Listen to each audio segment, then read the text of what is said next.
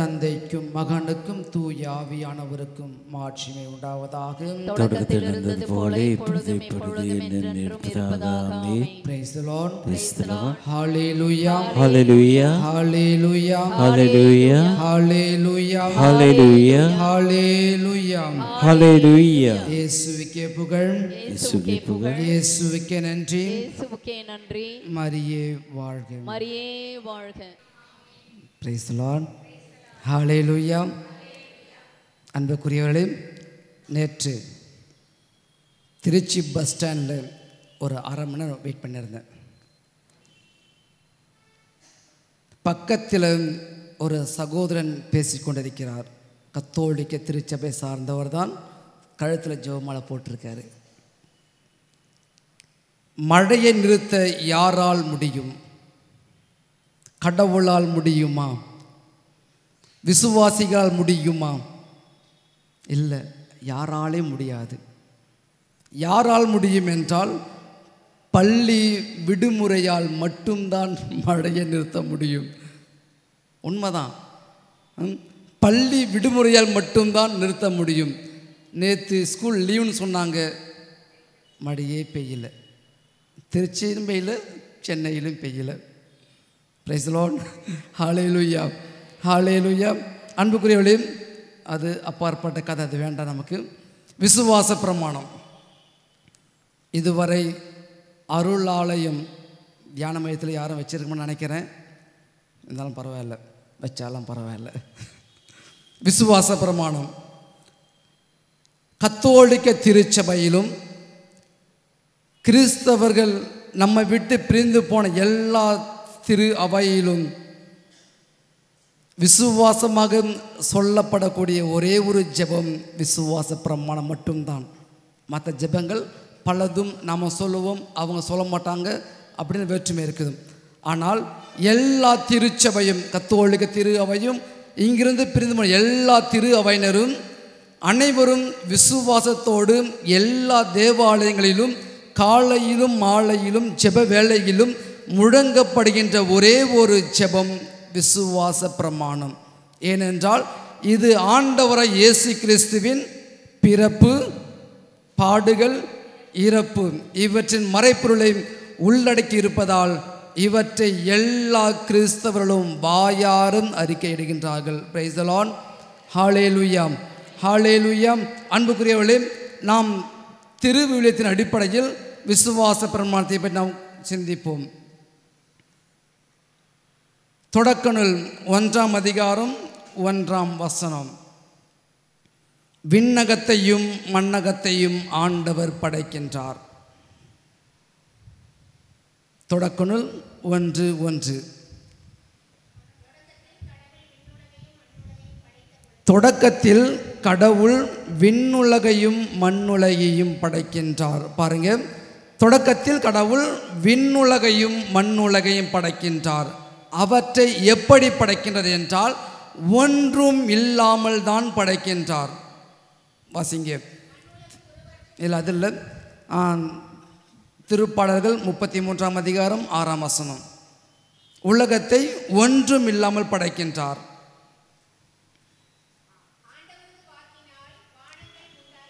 ஆண்டவரது வாக்கினால் வானங்கள் உண்டாயின, அவரது சொல்லின் ஆற்றலால் வான்கோள்கள் எல்லாம் உருவாயின. Praise the Lord.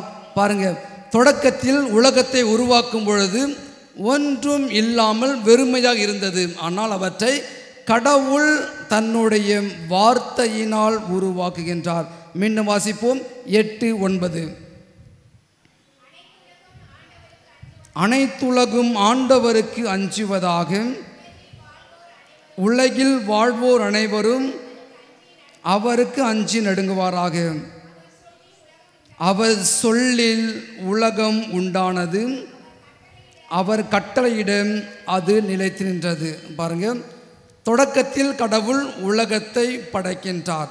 எப்படி படைத்தார் என்றால் அவருடைய ஒரே வார்த்தையினால் உலகத்தை படைக்கின்றார். வெறுமையாக இருந்ததை படைக்கின்றார். என்ன பிரியமானவர்களே, கடவுள் உலகத்தை படைக்கின்ற போது தன்னுடைய மகிமைக்காக படைக்கின்ற, மாட்சிமை வெளிப்படுத்துவதற்காக கடவுள் உலகத்தை படைக்கின்றார். ஏசாயா புத்தகம் 40 அதிகாரம் 26.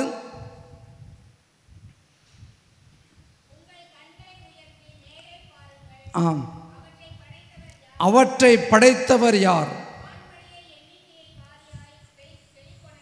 ஆம்,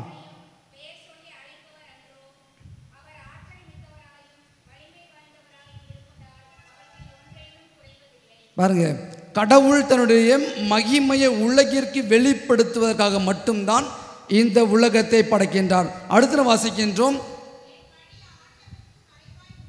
ஆம், ம், ம்,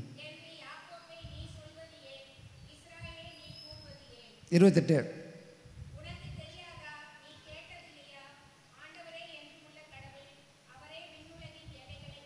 அவரே விண்ணுலகின் எல்லைகளை படைத்தவர். பாருங்க, கடவுளுடைய மகிமை இந்த படைப்பு பொருள் வழியாக உலகத்திற்கு வெளிப்படுத்தப்படுகிறது. பிரைஸ் தி லார்ட், ஹல்லேலூயா.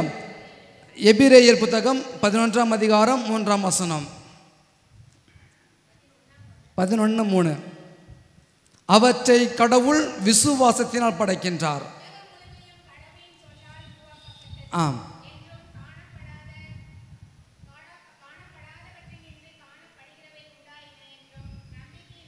நம்பிக்கையினாலே புரிந்து கொள்கின்ற. பாருங்க, கடவுள் உலகத்தை படைத்த பொழுது அவற்றை விசுவாசத்தால் படைக்கின்றார். ஒன்று, கடவுள் உலகத்தை படைக்கின்றார், ஒன்றும் இல்லாமல் படைக்கின்றார். இரண்டாவது, கடவுளுடைய மாட்சியை வெளிப்படுத்துவதற்காக படைக்கின்றார். மூன்றாவது, விசுவாசத்தினால் கடவுள் உலகத்தை படைக்கின்றார். பிரைஸ் தி லார்ட், ஹல்லேலூயா. அப்போ விண்ணுலகையும் மண்ணுலகையும் படைத்தார். எல்லாம் வல்லவர் கடவுள், எல்லாம் வல்லவர் கடவுள். எந்த நேரத்திலும் எந்த இடத்திலும் எல்லாவற்றையும் செய்ய வல்லவர் தான் நம்முடைய கடவுள். விசுவாச பிரமாணத்தின் அடுத்த வார்த்தை எல்லாம் வல்லவர். திருப்பாடல்கள் 89 அதிகாரம் 5 முதல் 13 முடிய. ஆண்டவரே, வானகு உம்முடைய வியத்தகு செயல்களை புகழ்கின்றன.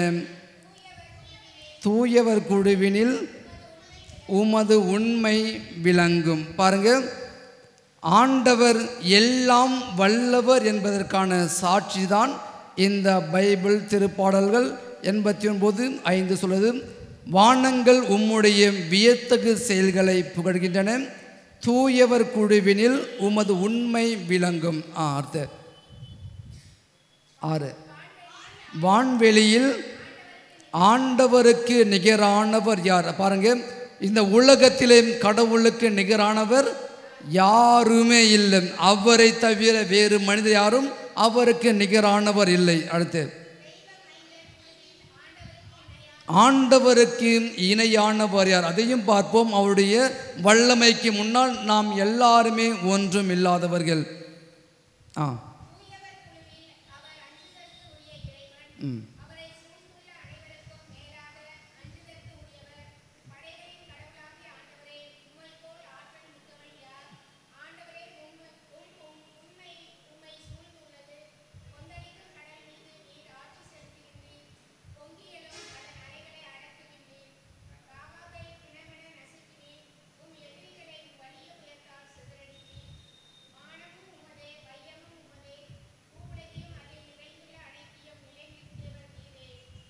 வடக்கையும் தெற்கையும் படைத்தவர் நீரே, தாபோரும் எர்மோசும்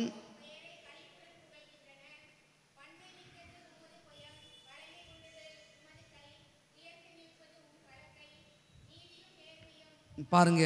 திருப்பாடல்கள் 89 அதிகாரம் 5 முதல் 13 வரை கூறுவது, ஆண்டவருடைய வல்லமையான கரத்தின் கீழ் யார்தான் நிற்க முடியும்? அவருக்கு இணையானதாக யார் இருக்க முடியும்? அவர் முன்னிலையில் யார்தான் நின்று பேச முடியும்? அவருடைய முன்னிலையில் யார்தான் எதை செய்ய முடியும்? ஏனென்றால் கடவுள் எந்த இடத்திலும் எந்த நேரத்திலும் எல்லா மக்கள் மத்தியிலும் எந்த சூழ்நிலையிலும் எல்லாவற்றையும் செய்யக்கூடியதனால் தான் அவருக்கு பெயர் எல்லாம் வல்லவர்.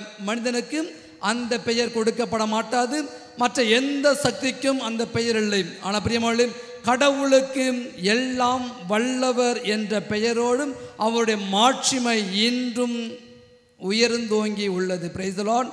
ஹல்லேலூயா, ஹல்லேலூயா. ஏசாயா புத்தகம் 40ஆம் அதிகாரம் 25ஆம் வசனம். 40ஆம் அதிகாரம் 25. எஸ், கேட்கல. யாரிடம் என்னை ஒப்பிடுகிறீர்கள்? எனக்கு நிகரானவர் யார்? பாருங்க, இந்த உலகத்தில் கடவுள் முன்னிலையில் நாம் யாரையும் ஒப்பிட முடியாது, ஒப்பிடவும் தகுதியற்றவர்கள். அப்ப கடவுள் எப்பேற்பட்டவர் என்றால் அந்த அளவுக்கு மாண்புக்குரியவர், வல்லமை மிக சக்தி வாய்ந்தவர். அவருடைய முன்னிலையில் நாம போய் சொல்றோம் பார்த்தீங்களா, நம்ம ஊர்ல கிளி குயில் மயில் எல்லாவற்றையும் போய் அங்கே ஒப்பிட முடியாது. அப்போ கடவுள் முன்னிலையில் ஒப்பிடக்கூடியவர் யார் என்று கேட்டால் யாரும் இல்லை என்பதுதான் நிதர்சனமான உண்மை. Praise the Lord.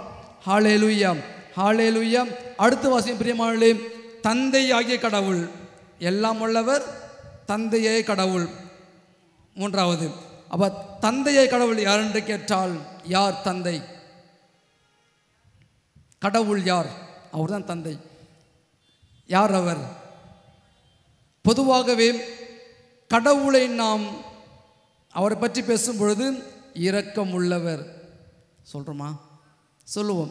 கடவுளை பார்த்து பேசுகிற போது இரக்கம் உள்ளவர், நீதி உள்ளவர், அன்பு உள்ளவர், பரிவு உள்ளவர், கருணை உள்ளவர், மன்னிக்கக்கூடியவர். இப்படியெல்லாம் நாம் கடவுளை பார்த்து அவருடைய புகழை நாம் போற்றுகின்றோம். பிரியமானவர்களே, அது அவருக்கு மட்டுமே உரித்தான ஒரு செயலாகும்.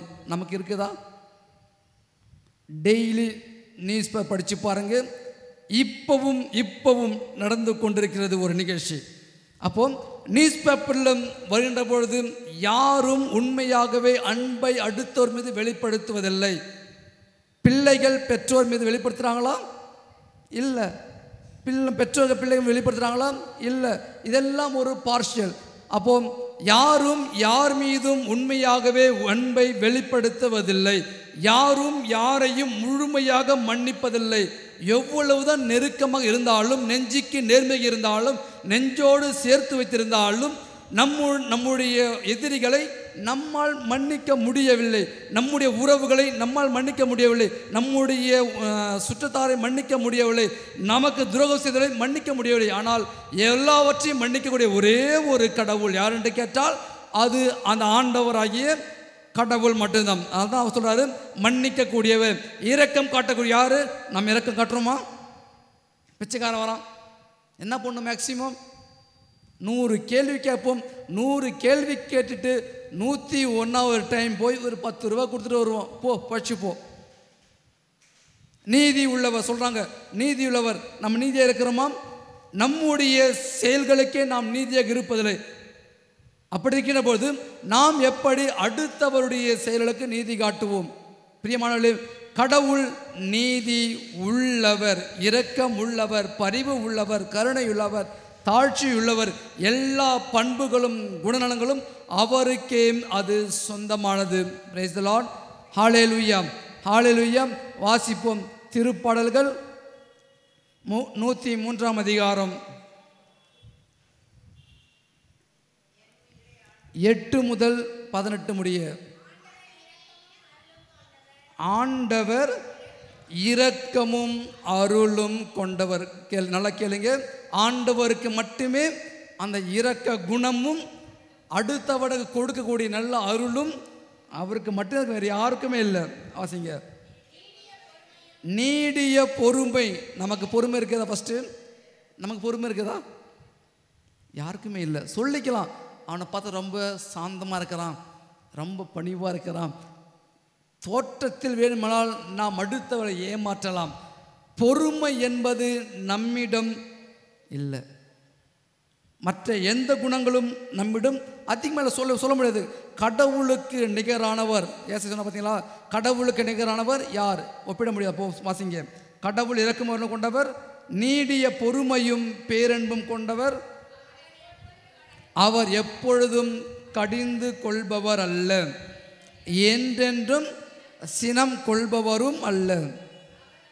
அவர் நம் பாவங்களுக்கு ஏற்ப நம்மை நடத்துவதில்லை. நல்லா பாருங்க, நாம் செய்கின்ற ஒவ்வொரு பாவங்களையும் கணக்கில் எடுத்து பார்த்தோம் என்றால் நம்முடைய பிள்ளைகளை நம்மால் மன்னிக்க முடியவில்லை. இருந்த பொழுதிலும் கடவுள் நம்முடைய பாவங்களுக்காக தன்னுடைய ஒரே மகனை உலகிற்கு அனுப்புகின்றார். அப்போ நம்முடைய மகன், நீங்கள் பார்த்துருப்பீங்க, செத்தா செத்து போகிறான், காசு பேசிச்சு, செத்தா செத்து போகிறான்.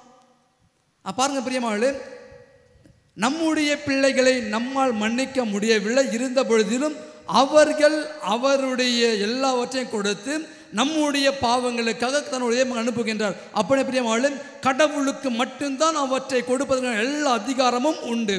வாசிங்க. ஆம். மண்ணினின்று விண்ணளவு போன்று உயர்ந்தது. ஆம். மேற்கு நின்று கிழக்கு எத்துணை தொலையில் உள்ளதோ அத்துணை தொலைவிற்கு நம்முடைய குற்றங்களை நம்மிடமிருந்து அகற்றுகின்றார். அடுத்து,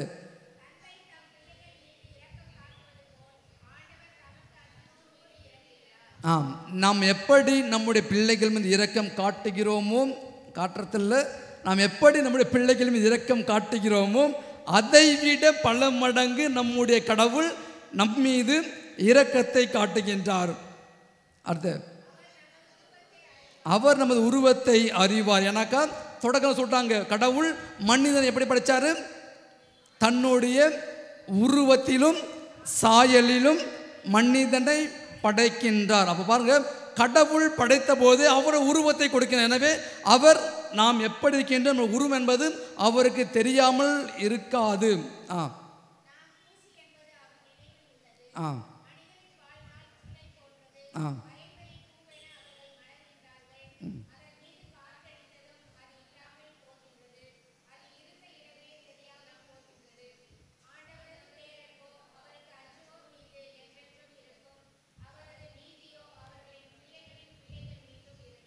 பாருங்க, இதுதான் கடவுள். அப்போ கடவுள் நமக்கு என்ன சொல்றாருன்னா, அவருக்கு இருந்த பண்புகளை பெற்றுக்கொண்டு, நீங்கள் டெய்லி சொல்லுங்க விசுவாச பிரமாணம். விசுவாச பிரமாணம் சொல்லும்போது கண்ணை மூடிக்கிட்டு ஓடுற ஸ்பீடாக போடுறோம். ஏன்னா இருக்கிறதுலே பெரிய பார்த்தா நினைக்கிறேன், கண்ணை மூடிக்கிட்டு போயிட்டே இருக்கிறோம். இங்கே ஸ்டார்ட் பண்ணால் நான் ஸ்டாப்லாம் போயிட்டே இருக்குது. ஆனால் ஒவ்வொரு வார்த்தையினுடைய அர்த்தங்களை புரிந்து கொண்டு ஜெபிக்கின்ற பொழுது அதற்குள்ள அருளையும் ஆசிரையும் நம்முடைய பிள்ளைகளும் நாமும் பெற்றுக்கொள்வோம். இப்போ வார்த்தை பார்த்தீங்களா, இந்த தந்தைக்குரிய இத்தனை பண்புகளையும் குணநலங்களையும் என்னைக்காவது நாம் உணர்ந்திருக்கிறோமா? இல்லை.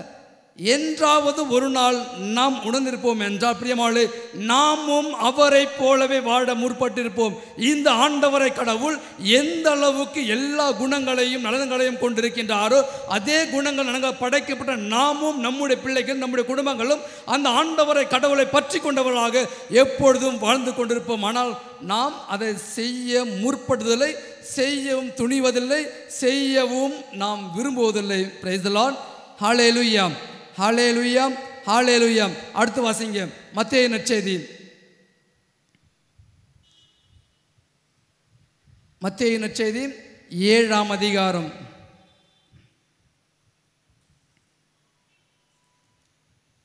7 முதல் 11 முடிய.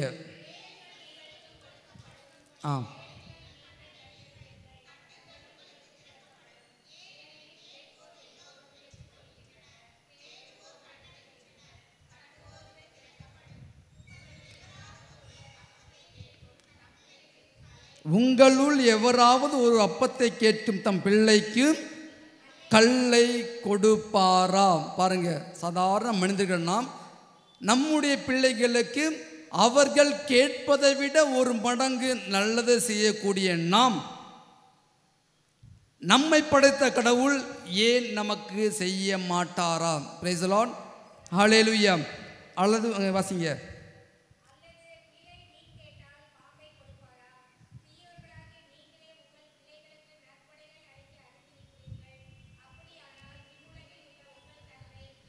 பாருங்க, தீயோர்கள், நம்ம யாரு? நம்ம தீயோர்கள். அப்போ நான் சொல்லல, பைபிள் சொல்வது கடவுள் நம்ம சொல்ற, தீயோர்களாகிய நீங்களே உங்களுடைய பிள்ளைகளுக்கு நல்லது செய்கின்றீர்கள் என்றால் உங்களை படைத்த கடவுள் நன்மைகள் அளிப்பார் அல்லவா? பிரியமானவர்களே, சிந்திக்க வேண்டும். தந்தையே கடவுள்.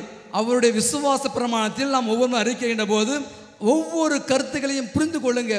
புரிந்து கொண்டு இதனுடைய அடிப்படை தத்துவங்கள் என்னவாக இருக்கும் என்பதை அறிந்து கொண்டால் நம்முடைய வாழ்க்கையும் நம்முடைய குடும்பங்களும் அழகாக ஆசீர்வாதமாக மாறிக்கொண்டிருக்கும். சும்மா கடமைக்காக எல்லா ஜெபங்களையும் சொல்லாதீங்க. ஒவ்வொரு ஜெபத்திற்கும் அதற்கான அர்த்தங்கள் உண்டு, அதற்கான ஆழங்கள் உண்டு. நல்ல ஆழமுள்ள ஜெபங்கள் தான் நம்ம சொல்கிற ஒவ்வொரு ஜெபம். Praise the Lord. Hallelujah, hallelujah. அப்போ விண்ணகத்தை மன்னித்து படைத்தவர், எல்லாம் வல்லவர் தந்தையாய் கடவுளை அடுத்து நான் நம்புகிறேன். நம்புறீங்களா? விசுவாச பிரமாணம் சொல்கிறீங்க, ஜெபமாலை சொல்லும்போது சொல்கிறீங்க, இறை இறக்க ஜெபமாலை சொல்லும்போது சொல்கிறீங்க. ஆனால் நம்பிக்கையோடு சொல்கின்றீர்களா? என்ன பைபிள் சொல்கிறாங்க பார்த்தீங்களா? நீங்கள் விசுவாசத்தோடு சொன்னால் இந்த மலையும் பெயர்ந்து அந்த பக்கம் போகும். அப்போ எந்த அளவுக்கு நாம் விசுவாசத்தோடு நாம் ஆண்டவரை நோக்கி முறையிடுகின்றோமோ அந்த அளவுக்கு நம்முடைய ஜெபங்கள் அனைத்தும் கேட்கப்படும். அப்போ அடுத்து நாம் வாசிக்கின்றோம், நம்புகிறோம். ஆண்டவராய் இயேசு கிறிஸ்துவை நம்புகிறோம். வாசியுங்கள். யோவான் நற்செய்தி 3ஆம் அதிகாரம் 16ஆம் வசனம்.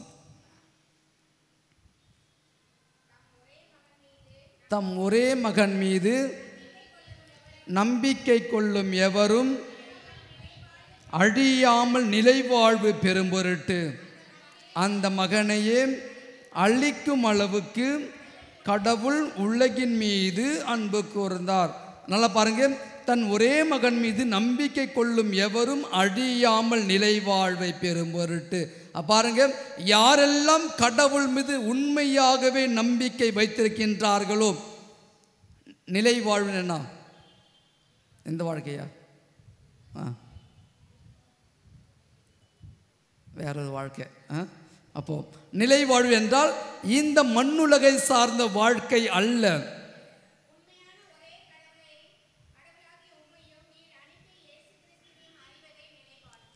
சொல்றாங்க பாருங்க. அப்போ பிரியமானவர்களே, நிலைவாழ்வு என்பது இந்த மண்ணுலகை சார்ந்தவை அல்ல, மாறாக ஆண்டவராகிய இயேசு கிறிஸ்துவை அறிவதுதான் உண்மையாக நிலை வாழ்க்கை. அப்படின்னா என்ன பண்ணோம்? விசுவாச பிரமாணம் சொல்லும்போது நான் நம்புகிறேன் என்று சொல்லும்போது இந்த ஆண்டவராய் இயேசு கிறிஸ்து யார் என்பதை நீங்கள் விசுவாசிக்க வேண்டும். இந்த ஆண்டவர் இயேசு கிறிஸ்து யார் என்றால் யார் அவர்? பரிசுத்த ஆவியினால் கருத்தரிக்கப்பட்டவர், கன்னி மரியாதை பிறந்தவர், போந்தி பிலாத்து பாடுபட்டவர், சிலுவையில் அறையப்பட்டவர், 3ஆம் நாள் உயிர் தெழுந்தவர். இந்த ஆண்டவர் இயேசு கிறிஸ்துவை நாம் முழுக்க நம்ப வேண்டும். இரண்டாவது, கத்தோலிக்க திருச்சபை, கத்தோலிக்க திரு அவை சொல்லிக் கொடுக்கின்ற எல்லா மறை உண்மைகளையும் நம்ப வேண்டும். மூன்றாவது, இந்த திருவிவிலியம் கற்றுக் கொடுக்கிற எல்லா உண்மைகளையும் நம்ப வேண்டும். இதுதான் பேசிக். ஒன்று, கிறிஸ்துவை நம்ப வேண்டும். இரண்டாவது, கத்தோலிக்க திருச்சபை சொல்லிக் கொடுக்கின்ற எல்லா பாடங்களையும் நம்ப வேண்டும். மூன்றாவது, இந்த திருவிவிலியம், நம்முடைய திருவிவிலியத்தை முழுக்க நம்புவதுதான் உண்மையாகவே நம்பிக்கை. கத்தோலிக்க திருச்சபை இதை முழுமையாக நம்புகிறது. இவற்றை விட நம்மை விட்டு பிரிந்து போன சகோதர சபைகள் இருக்காங்க பார்த்தீங்களா, அவர்கள் எல்லாருமே இந்த விசுவாச பிரமாணத்தை முழுக்க வாயார மட்டுமல்ல உண்மையான விசுவாசத்திலும் அறிக்கிறார்கள். நாம் நம்புமே இல்லையோ, கத்தோலிக்க சபையை சார்ந்தவர் நம்புகிறார்கள் இல்லையோ, மற்ற சபையை சார்ந்த எல்லா நபர்களும் விசுவாச பிரமாணத்தை சொல்லுற போது அந்த அளவுக்கு பக்தியாக சொல்லுவாங்க. நான் சில பக்கத்து சபையெல்லாம் போகும்போது பார்ப்பேன், இவங்க என்ன பண்ணுறாங்க உள்ளே போய் செக் பண்ணுவேன்.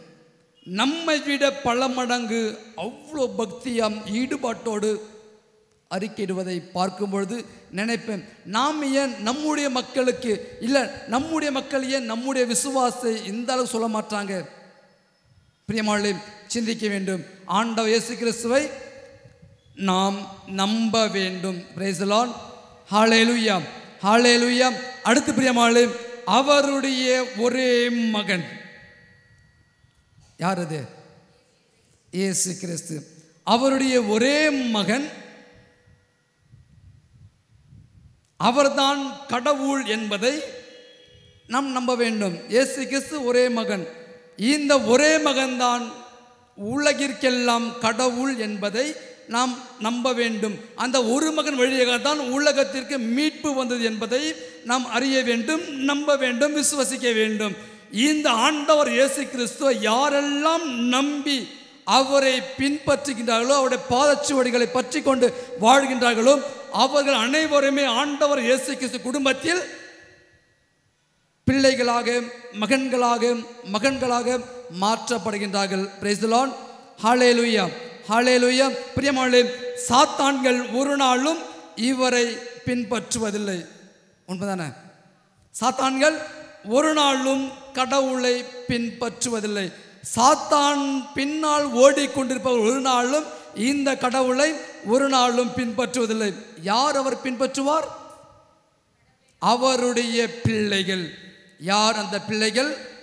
நாம் தான் அவர் பிள்ளைகள். எனவே அவரை யாரெல்லாம் முழு மனதாக பின்பற்றுகின்றோமோ அவர் அனைவரும் அவருடைய குடும்பத்தில் பிள்ளைகளாக மாற்றப்படுவார்கள். Price the Lord. Hallelujah, hallelujah. பிரியமானவர்களே, வாசியுங்கள் எபேசியர் புத்தகம் 1ஆம் அதிகாரம் 5ஆம் வசனம். எபேசியர் புத்தகம் திருமுகம் 1ஆம் அதிகாரம் 5ஆம் வசனம்.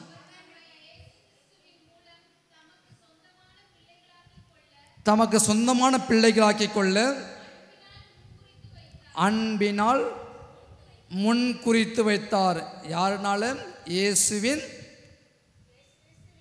இயேசு கிறிஸ்துவின் மூலம் நமக்கு. பாருங்க, வேற யாரும் அல்ல. உலகத்தில் 1000 இருந்தாலுமே இவன் ஒருவர் வழியாகத்தான் நம்மை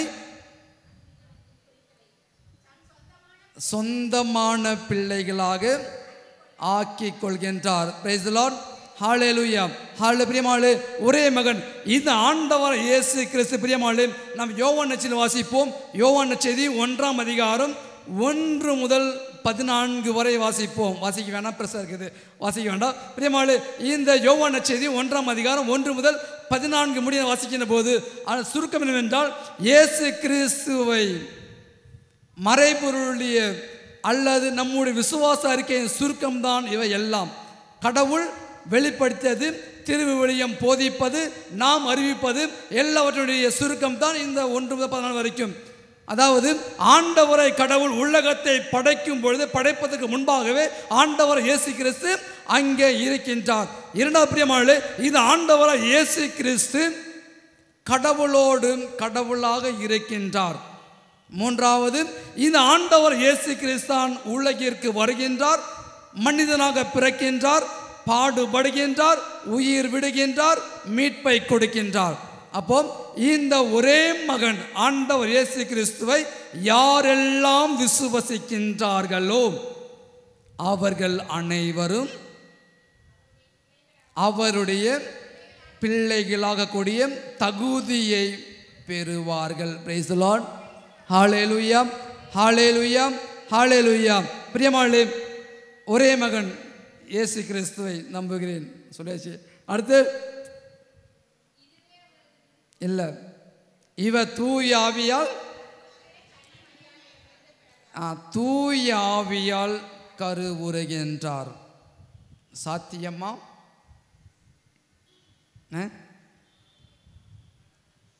சாத்தியமா தூய ஆவியால் கருவுறுவது? என்ன செயலடகிறீங்க எல்லாம்? ஏமா இது வரலாறுமா? இது தூய ஆவியால் கருவுற்று பிறக்கின்றார். வாசிங்க லூக்கா நற்செய்தி.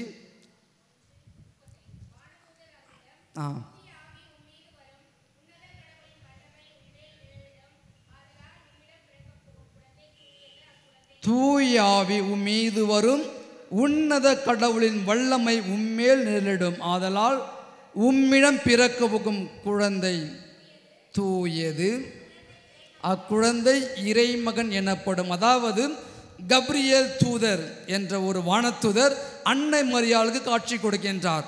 அன்னை மரியை காட்சி கொடுத்து ஒரு சாதாரண பெண்ணை இப்போ சொல்றாரு, நீ தூயாவின் வல்லமையால் கருதரிப்பாய். எப்படி இருக்கும்? எப்படி இருக்கும்? நமக்கு நம்மை பார்த்து யாராவது ஒரு ஆள் சொல்றாங்க,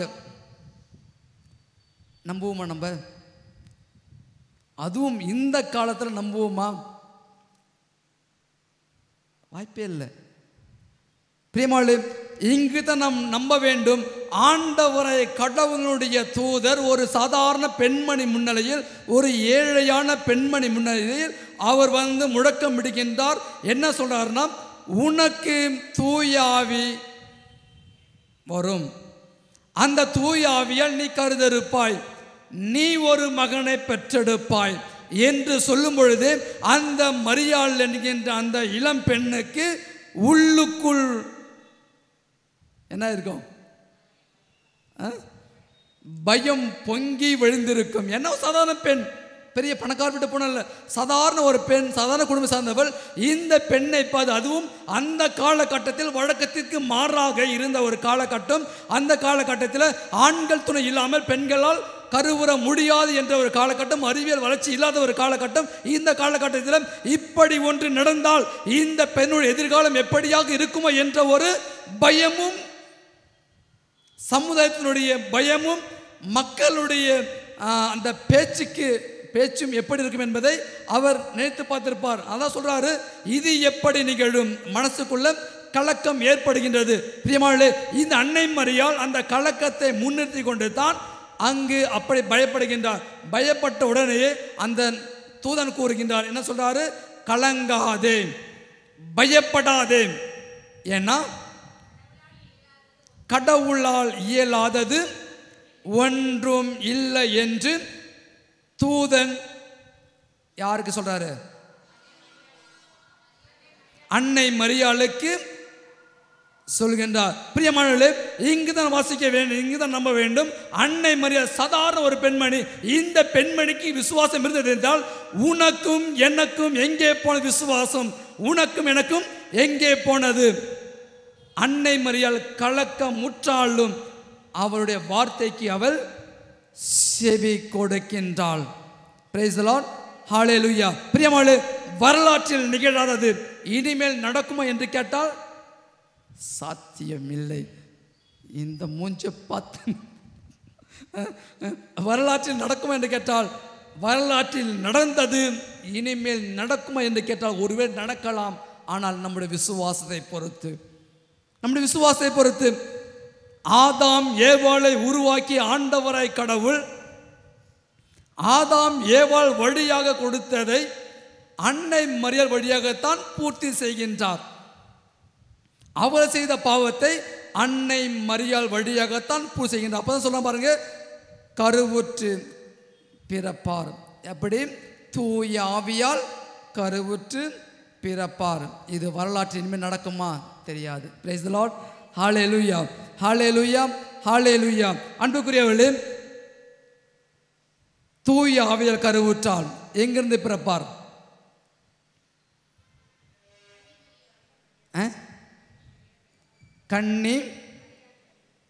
கன்னி மரியாவிடமிருந்து பிறப்பார். நாம் வாசிக்கின்றோம் ஏசாயா புத்தகம்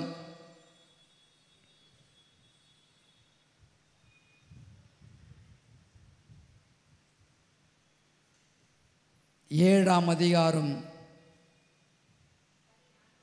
14ஆம் வசனம். ஆதலால் ஆண்டவர் தாமே உங்களுக்கு ஓர் அடையாளத்தை அருள்வார். இதோ கருவுற்றிருக்கும் அந்த இளம்பெண் ஒரு ஆண் மகனை பெற்றெடுப்பார். அக்குழந்தைக்கு அவர் இம்மானுவேல் என்று பெயரிடுவார். பிரைஸ் தி லார்ட், ஹல்லேலூயா, ஹல்லேலூயா. யார் சொல்றது? ஏசாயாம் இறைவாக்கினர் வழியாக ஆண்டவர் இவற்றை வெளிப்படுத்துகின்றார். அன்புக்குரியவர்களே, 730 வருடங்களுக்கு முன்பாக, இயேசு கிறிஸ்துவின் பிறப்பிற்கு 730 வருடங்களுக்கு முன்பாக இறைவாக்கினர் ஏசாயா வாயிலாக ஆண்டவரை கடவுளின் பிறப்பை யார் வழியாக பிறக்கும் என்பதை இந்த இறைவாக்கு நமக்கு தெளிவுபடுத்துகின்றது. அவர் கூறுகின்றார், கன்னி மரியாவிடமிருந்து தான் இது சாத்தியமாகும்.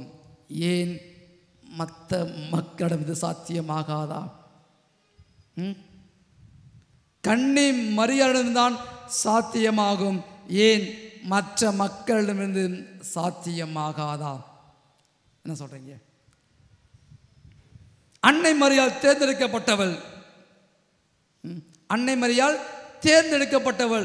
இந்த தேர்ந்தெடுக்கப்பட்ட அன்னை மரியாள் வழியாகத்தான் கடவுள் திட்டம் நிறைவேறும் என்றிருந்தால் அவள் வழியாகத்தான் அது நிறைவேறும். பிரியமானவர்களே, வார்த்தை கூறுவது அந்த இளம் பெண் கருவுற்றிருக்கின்றாள். இது அன்னை மரியாளோ சூசையப்பரோ இல்லை வேறு யாரும் தீர்மானித்ததல்ல. அன்னை மரியாள் தான், அன்னை மரி வழியாக பிறகு என்பது கடவுளுடைய ஒரு திட்டம். Price the Lord, hallelujah, hallelujah. பிரியமானவர்களே, இந்த திட்டம் நிறைவேறும் என்றால் இந்த அன்னை மரியாள் அவருக்கு என்ன பண்ணிருக்கணும்? கடவுள் விருப்பத்திற்கு அவள் விட்டு கொடுத்திருக்க வேண்டும். இந்த கன்னி மரியாள் ஒருவேளை சமுதாயத்தை பார்த்து பயந்திருந்தால், அந்த காலத்தில் சட்ட ஒழுங்கை பார்த்து பயந்திருந்தால், இல்லை அக்கம் பக்கத்தை பயந்திருந்தால், அடுத்தவனை பார்த்து பயந்திருந்தால் இந்த திட்டம் நிறைவேறி இருக்கும் என்று கேட்டால் நிறைவேறிக்காது. ஆனால் ஆண்டவர் வார்த்தை உண்மை என்பதை அவர் வெளிப்படுத்துகின்றார், நம்புகின்றார். நம்பியவற்றை தன்னுடைய வாழ்க்கையில் வாழ்வாக்குகின்றார். அன்னை மரியா கொடுத்த வார்த்தை என்னது? இதான் என்னது?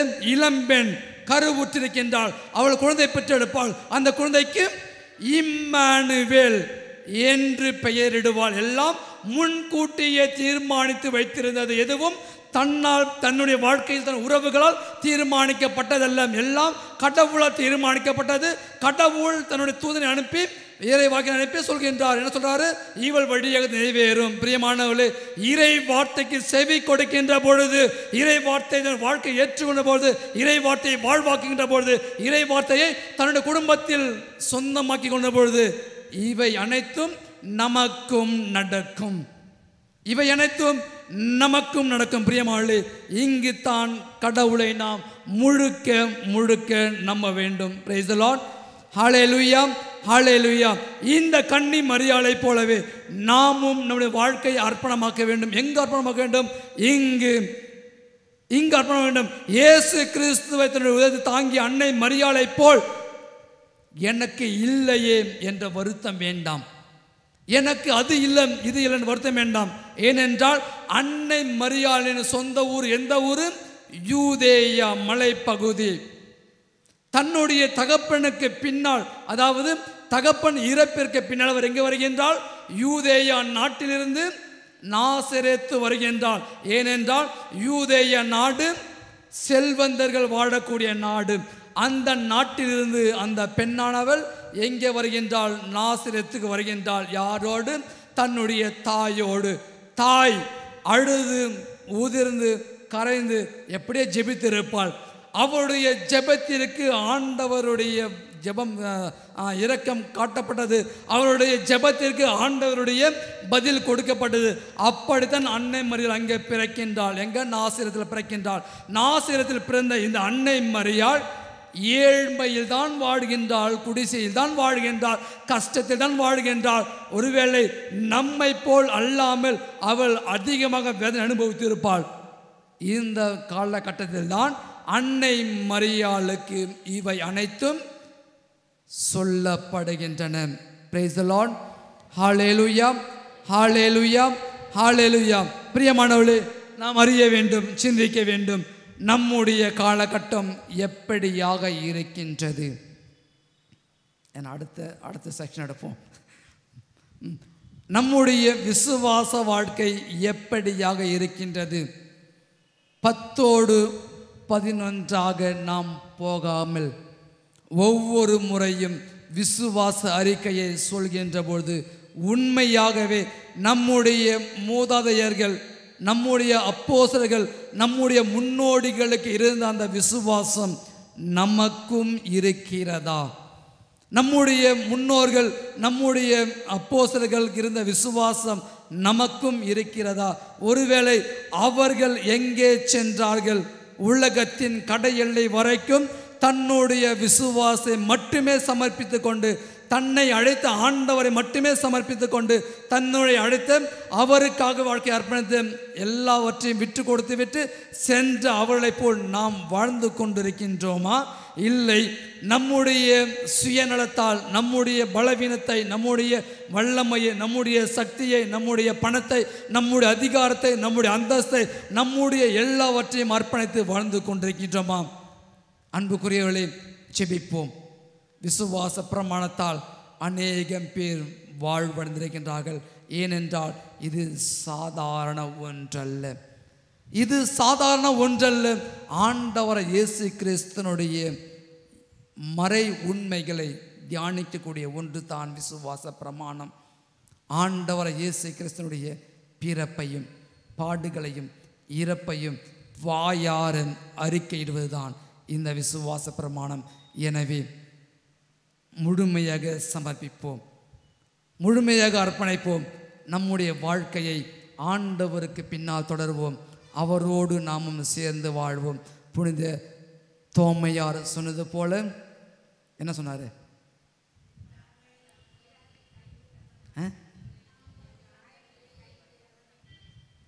புரியல. நீரே என் ஆண்டவர், நீரே என் கடவுள் என்று அவர் விசுவாசை வாழ அறிக்கையிட்டு நாமும் அவருக்கு பின்னால் செல்வோம். Praise the Lord. Hallelujah, hallelujah. விசுவாச கொடையை தர வேண்டும், உம்மை விசுவசிக்க நாளும் வரம் வேண்டும். ஆபிரகாமை போல் விசுவசிக்க வேண்டும், மரியாவை போல் நான் வாழ வேண்டும்.